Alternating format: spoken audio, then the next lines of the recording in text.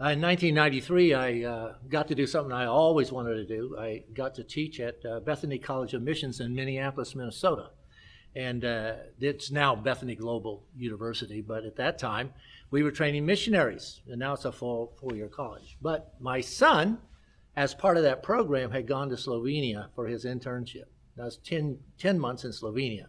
And my other kids had gone to Europe, and so I was kind of jealous. I thought, what is this business, I'm going to go. So I said to Matt, he was home from Slovenia, I said, why don't the two of us, I'll pay, and we'll go together over there. So we did. We got a ticket, and we went first to England and Amsterdam and Holland and down to Germany and then through Austria and then into Slovenia and finally to Croatia.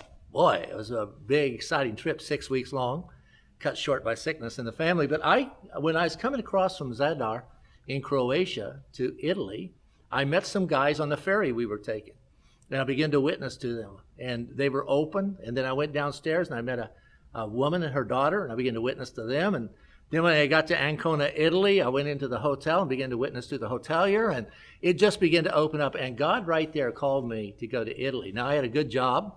There's been many times I've had a good job, and God has said, I want you to move on. So I had a good job and felt the Lord call me to go to Italy and to Europe as a missionary. This was 20 years ago. I had no money to do this. I had to leave my job to do it. It took a few years to get through that.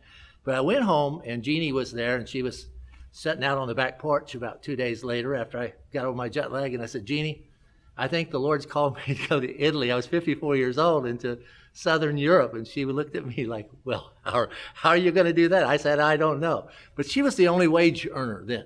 And she said, well, let me pray about it. And 2 days later, she came back, and she said, well, if the Lord's called you, then you need to do that. And so, well, I did. I took off for that, and now we've got 20 missionaries serving there. We've got 5 churches started, and the Lord's been very good to me. I lived my whole life till that moment, till doing that. So it's been just a wonderful experience for me. There was a whole period after that I then had to figure out, well, how am I going to do this? And I had to raise money and had to get support and all of the things that missionaries have to do. And the first year I only got $1,500. Now, we still don't make a full living from it, but it does cover the cost of travel and to help other missionaries. But the way it worked with me this time was I'd had a good job. I was happy in it. I liked what I was doing. But I just had this overwhelming sense, a lot like the Macedonian call, that God had really just chosen me at that time in my life to do this. And I thought, I'm the worst missionary in the world. I have no language skills or anything like that, but yet somehow, in spite of all that, God has used the small effort that I took back 20 years ago. I just can tell you, you look back, you can see it.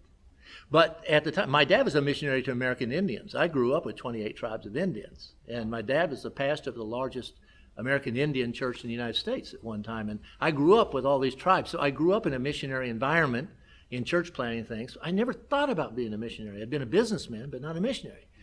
But all the time when I was a kid, I would get these little maroon biographies of these missionaries, like Hudson Taylor and different people, David Livingston, and I would read these when I was around 12 or 13. And I want you to know something. I didn't read books, but I read every one we had. We had about 20 of them.